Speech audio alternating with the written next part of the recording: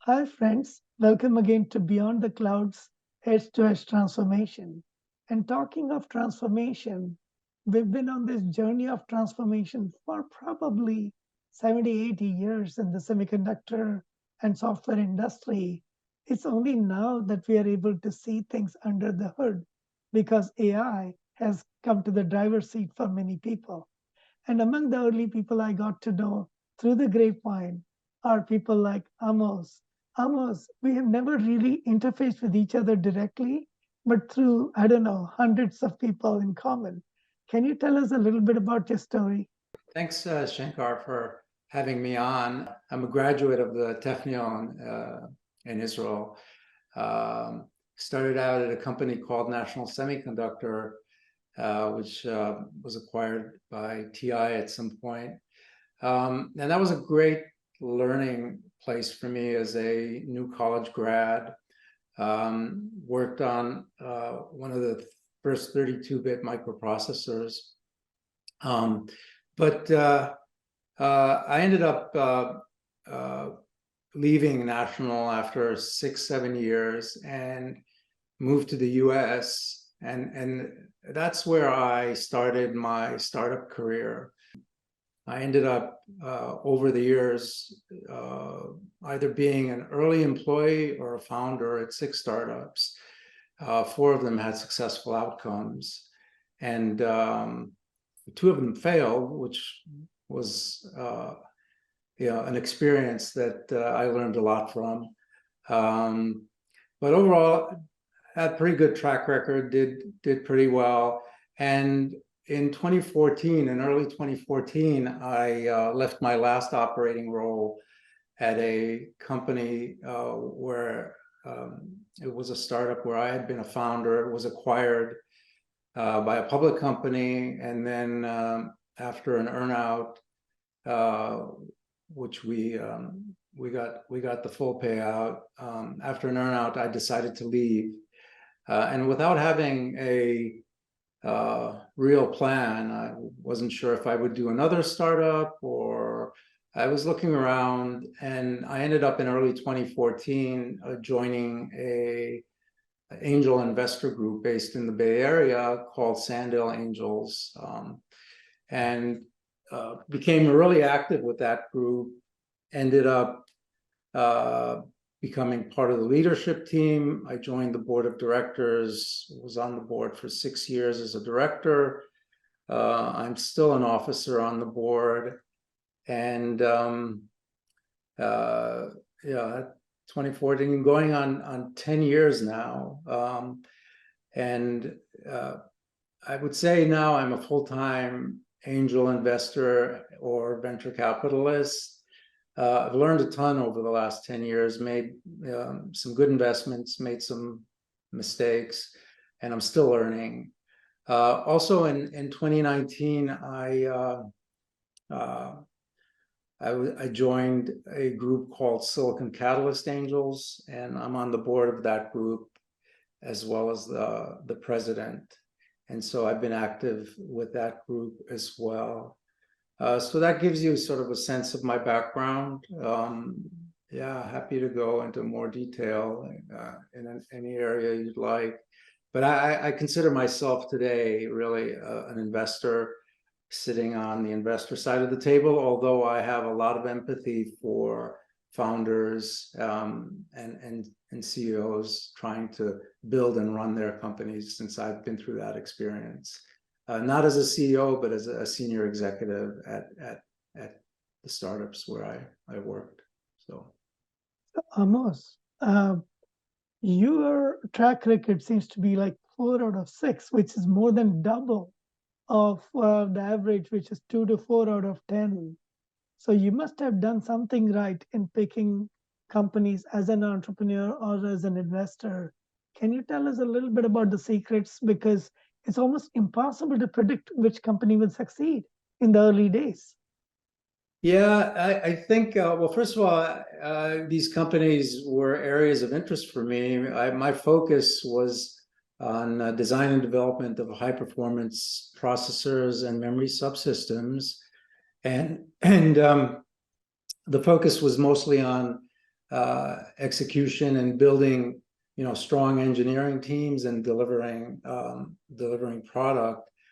I think there's a good amount of luck involved, as in terms of being at the right place at the right time, as well as working with, what I call A plus people and talent. So I ended up, after my first startup, I ended up working with many of the same people at subsequent startups. Actually, the first startup I was at failed, so that was an interesting learning experience. The second one turned into a success, and then the rest were I had 3 additional successes and one failure. But I would say it's a combination of luck and working with really talented people, and being in the right industry during, I was part of the Silicon boom, if you want to call that period of between the early 90s to the mid 2000, 2003. So it was a good time to be in the semiconductor industry, and I had a good run. So Yeah, and it's interesting that we had the Silicon winter after that from the mid 2000s until recently, but you continued to be a part of Silicon Catalyst, one of the very few angel groups that continued to support chip companies. And also Sandhill Angels probably started around the slows in the 2008 timeframe. What was it like to begin angel investments and being on the investor side during the difficult years of the US economy? Well, I was still in operating roles till 2014, so I was very, very focused on doing the job that needed to get done at hand.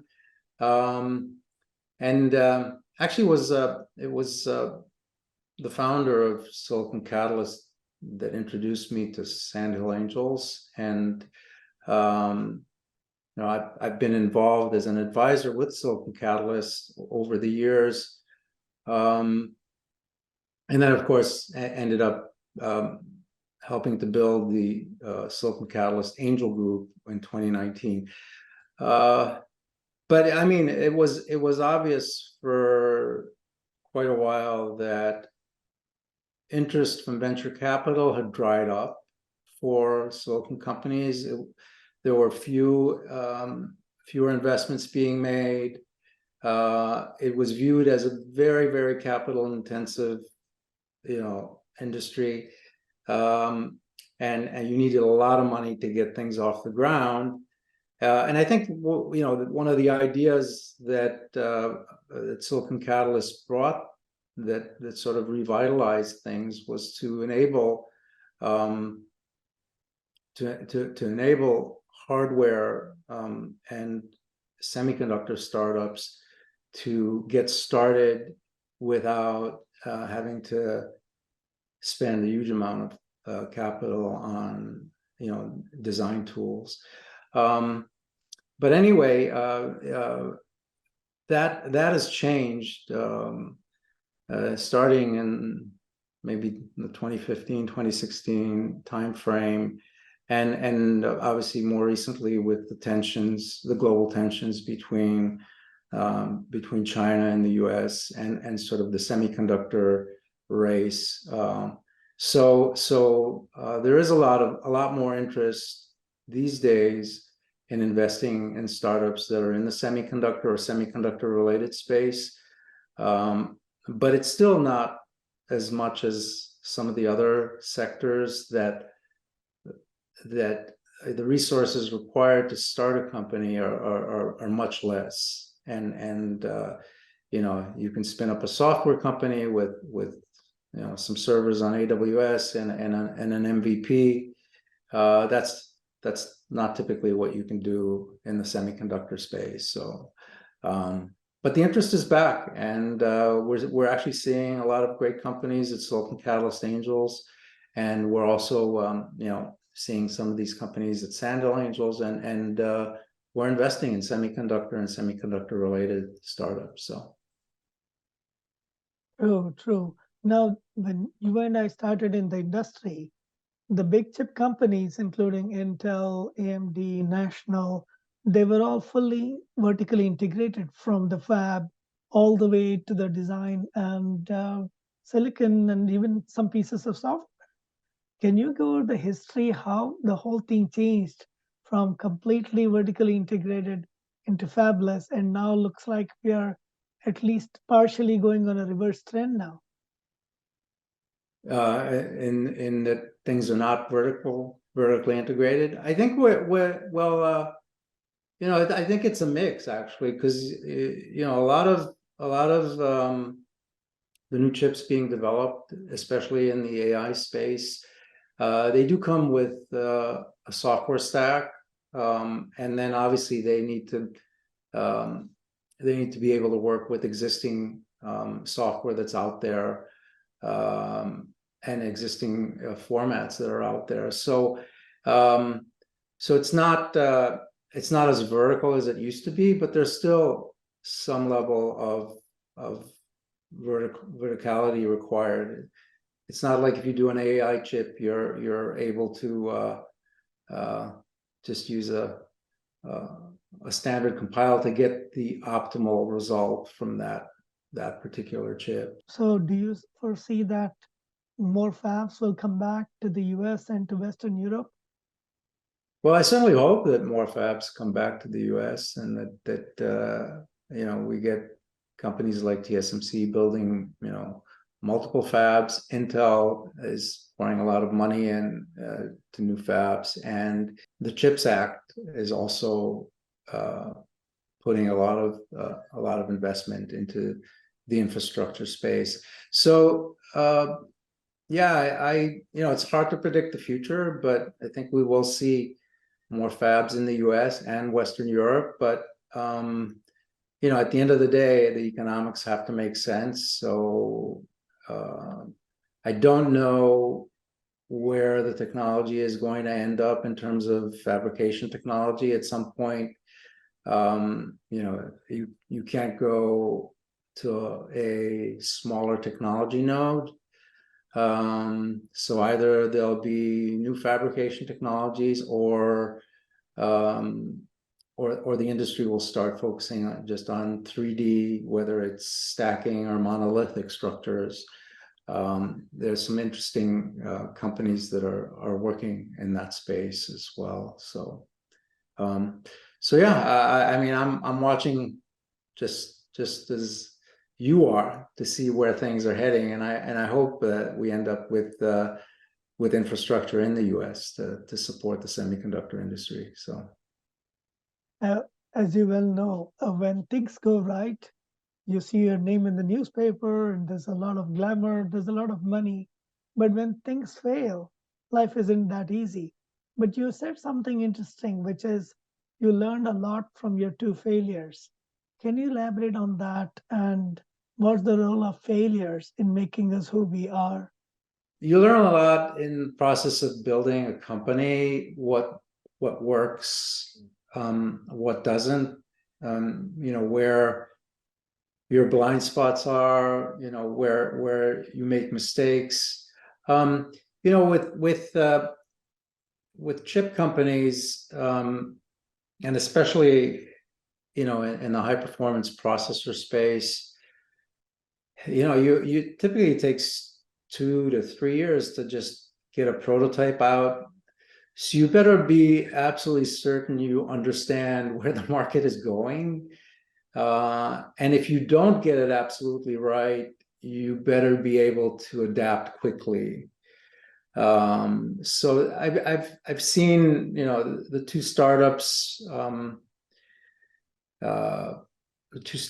that failed. Both of them, one of them targeted a new market. Actually, this was during the early years of the chipset market. So this company was doing a Spark compatible chipset without the processors. So yeah, if you recall the days when companies were doing chipsets for Intel processors. So the idea was that Spark workstations would become commodity, same as the PCs, and you would have multiple companies doing chipsets for that market. That never worked out. I mean, the thought was there would be multiple companies building Spark workstations, but there was only one, and that was Sun Microsystems. And so if Sun didn't adopt your chipset, you were dead. And that's what happened to that first company. So it was a bet on a new market that didn't materialize. And those are legitimate bets. I mean, you could be right, you could be wrong. If you're wrong, you fail, obviously. But if you're right, it could be a huge success, right? So yeah, and I think the other startup that failed was just too slow to get a product out, and by the time they did have something, it wasn't that competitive, and the VCs needed to continue funding the company, but there was no interest. That's what happens when you're relying on investors and you keep needing to raise money before you have enough revenue to be profitable. Especially these days in the financing markets, if you need money, you really need to show a path to profitability, especially if you've raised already your Series B and C. If you're still a seed stage company, you get more favorable treatment. But if you're trying to extend your runway, then it's pretty brutal out there. Today, with all the new AI processors, with new paradigms in software, with the low code, no code, students are pretty confused about where to go. And even people in mid-career are questioning where they can take their careers. Do you have any suggestion on what's the most meaningful way to have a successful career in the midst of all these transitions? I always believe that follow your passion and good things might happen. And sometimes that means the non-obvious thing of going in a direction that may not be hot or may not be the latest thing, but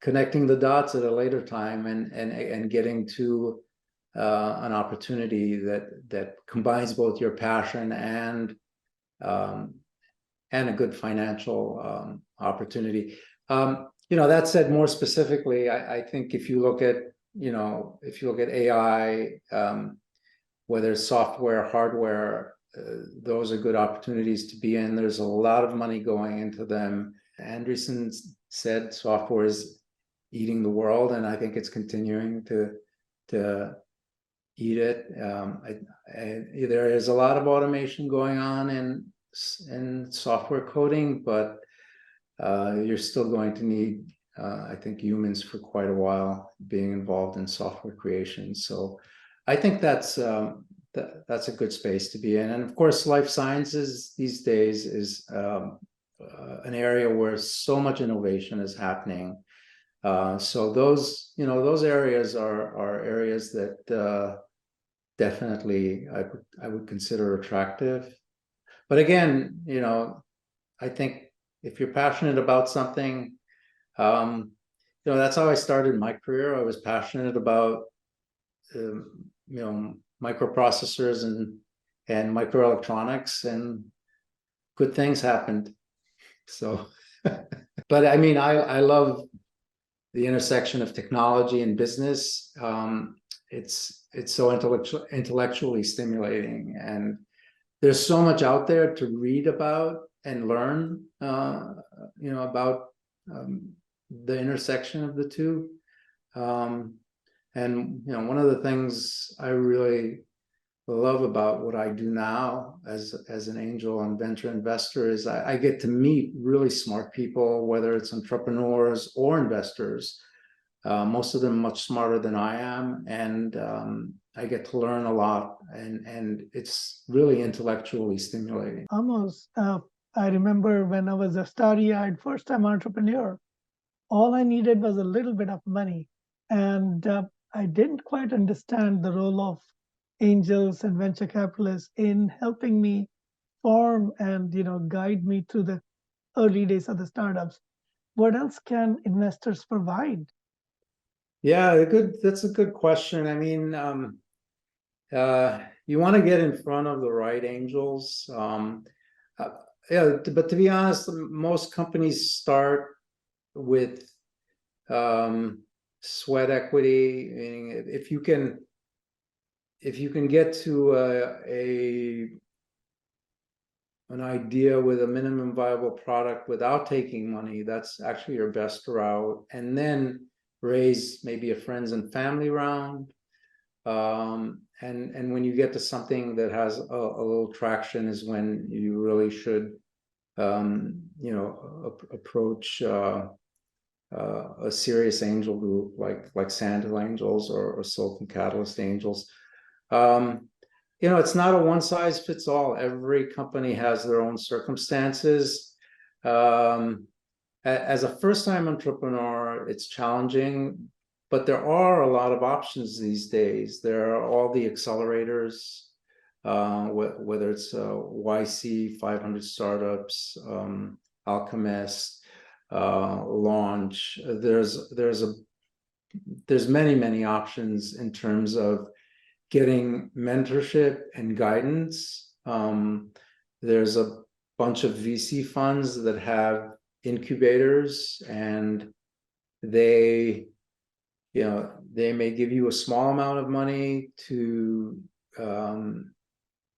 work with you for a couple of months, and then if they really think you have something and your team is a good team, they will actually give you your first check as an investment. So there are so many options these days. If you're in the semiconductor space, then looking at Silicon Catalyst, as a starting point, might be interesting. But really, it depends on the situation. Serial entrepreneurs or entrepreneurs that have had exits have a lot easier time raising money for their next idea. So Almost at this stage in your life and in your career, money is definitely not the main motivator, as it wasn't when you were a teenager. What yeah. motivates you to invest in support startups and various areas in hardware, which semiconductors, which has been your area of expertise for most of your life, but also in many other areas? What motivates you day in and day out to support so many startups? Yeah, I mean, you're right. I mean, while I do invest with the goal of making money, that's certainly one motivation, but just as big or bigger is actually, sort of giving back to the entrepreneurial ecosystem, and also just again being at a front row seat of what's happening, and bleeding and leading edge technology and business and where they intersect. It's really amazing, whether it's in the life sciences, whether it's looking at fusion companies, and you'd be surprised how many fusion energy companies there are now, private companies. There are probably more than 50 of them that are trying to make fusion work in one form or another. Yeah, it's just really fascinating to be at that front row seat, and I typically on average meet with 5 or 6 entrepreneurs every week to hear their pitches and to learn what they're doing. Some are looking for money, some are just looking to establish a relationship. And so that's really fascinating. And each one of them has their own journey, their own story, and why they decided to start their specific company. And at the same time, working with really smart investors, this is also intellectually stimulating and satisfying. I think it helps keep me young. So, yeah, I love what I do now. So. Yeah, keep you young for sure, because you guided one of the people I know at VXTEL more than almost 20 years ago, and they were like a runaway success. So, can you tell us some of these success stories? How did some of these companies end up growing so fast? Well, I think there's a lot of luck involved. Like the VXTEL story. Yeah, the company was building a very fast DSP processor, and I think that was more a story of being in the right place at the right time. Intel, which acquired VXTEL, was looking to get into that market. There's a lot of innovation going on everywhere. It seemed like we were still in the dot-com bubble, and so everybody was looking for where the next big thing was going to be, and so Intel ended up acquiring VXTEL. It was a very good exit for all the employees and the investors. So I'd say that was good timing, being in the right place at the right time. But the product was a very good product as well. One of my other successes was at Nexgen Microsystems, which was doing an Intel compatible microprocessor, the x86 architecture, and I think we built a great product, but that was also a mix of luck and being in the right place at the right time. Nexgen went public, but then was acquired by Advanced Micro Devices, and the product that I was involved in, which was became the K6 at AMD. The K6 ended up generating revenues of about $3 billion, and then they went on to the K7. There's always a little bit of luck involved, I think. So, or in some cases, a lot. Building your network, working with the right people, working in interesting markets. I think that all contributes. I feel that in my career, there's been a lot of luck, not just skill. So. Well, you're being very modest for sure. I had the good fortune of working not only on the Pentium chipset, but also on the K6 and P7, Iron Gate, Southbridge. And they were great learning experiences. And I miss those days sometimes. Yeah, I have to say, in my operating roles, in my operating role career, I have to say the Nexgen AMD was perhaps the most interesting experience I've had. Yeah, that was it was an exciting time, and a lot was happening. It was during the processor wars, right? Well, I'm glad we are talking about these things, and there's so much more to happen. I feel like I'm in kindergarten sometimes. What about you? Do you see, like, is the industry coming to a saturation, or do you see a lot of things happening in the near future?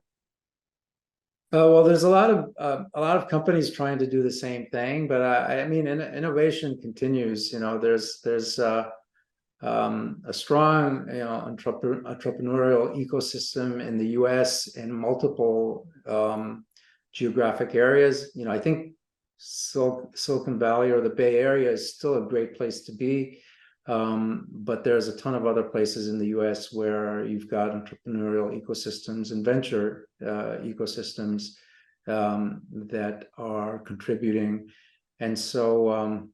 So I don't see innovation slowing down. If anything, it will accelerate, albeit with some social issues that might pop up because things change too fast and too quickly. Hopefully humanity continues to move in the positive direction. Do you see any slowdown in people's careers? Because there's a lot of worry that there won't be much work left to do.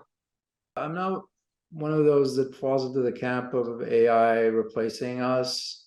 I think there's always, when new technologies come out, there's always a displacement in perhaps where the opportunities are. I see AI as contributing to workflow and productivity. Not everywhere, of course. I mean, there are industries where AI will make people a lot more productive, may also reduce the amount of people you need to get a job done. I think where jobs are lost, new ones will get created. And so I think the future is overall, I'm optimistic about it. I'm afraid we'll have too little time now that we can work day and night from any part of the world. Yeah. Like you from Spain or me from Carmel. So yeah, the nice thing about what I do nowadays is that it does allow me a more flexible schedule, and I have been able to travel more. You're involved in two of the major angel groups today in the Valley, Sandal Angels and Silicon Catalyst.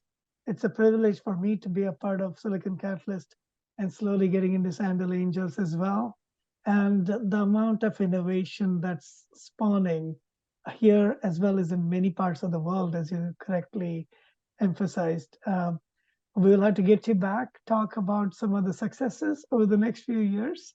And to people out there, I'm always looking for different views, and no one has a crystal ball, and we all have to piece up what's happening and how we can be a part of it and how we can contribute to overall the betterment of humanity. So please come forward and let's talk. Amos, thanks again, and I look forward to hearing more about your successes soon. Yeah, thank you, Shankar, and thanks for having me on your show.